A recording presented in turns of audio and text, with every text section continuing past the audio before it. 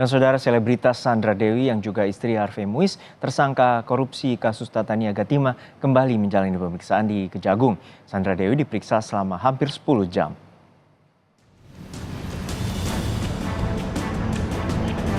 Ini adalah panggilan kedua bagi saksi Sandra Dewi dalam kasus korupsi Tata Niaga Timah wilayah izin usaha pertambangan PT Timah tahun 2015-2022. Berbeda dari pemeriksaan pertama pada April lalu di mana Sandra Dewi datang dari pintu depan dan menyapa wartawan. Kali ini Sandra Dewi diam-diam sudah tiba di ruang pemeriksaan dan hadir lebih awal dari agenda pemeriksaan pukul 9 Rabu pagi. Dan pada Rabu petang Sandra Dewi terlihat keluar dari gedung Kejaksaan Agung.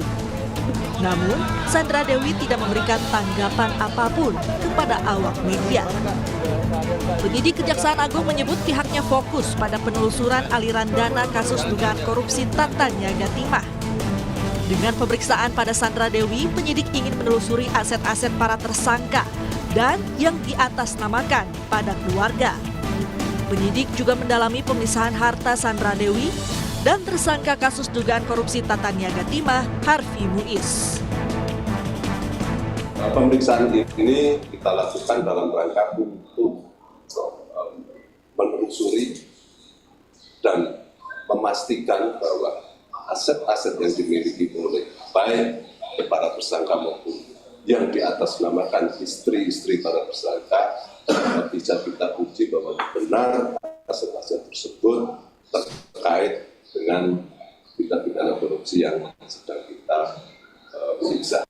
Yang bersangkutan masih kita periksa sebagai saksi dengan tujuan untuk membuat terang sebenarnya sejauh mana pemisahan harta antara tersangka HM dengan saudara SD. Selain Sandra Dewi, Kejagung juga kembali memeriksa Crazy Rich Pantai Indah Kapuk, Helena Lim. Sebelumnya, Helena Lim sebagai manajer PT KSE ditetapkan sebagai tersangka karena diduga kuat membantu mengelola hasil tindak pidana penambangan timah ilegal melalui kerjasama penyewaan peralatan pemrosesan peleburan timah. Sejauh ini, Kejaksaan Agung sudah menjerat 21 tersangka dalam kasus korupsi timah. 2 diantaranya yaitu Helena Lim dan suami Sandra Dewi, Harvey Muiz.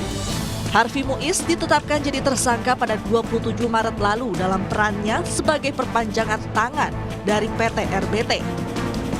Kejagung juga menjerat Harvey Muiz sebagai tersangka dugaan tindak pidana pencucian uang atau TPPU. Diperkirakan nilai kerugian kerusakan lingkungan dalam kasus ini mencapai 271 triliun rupiah.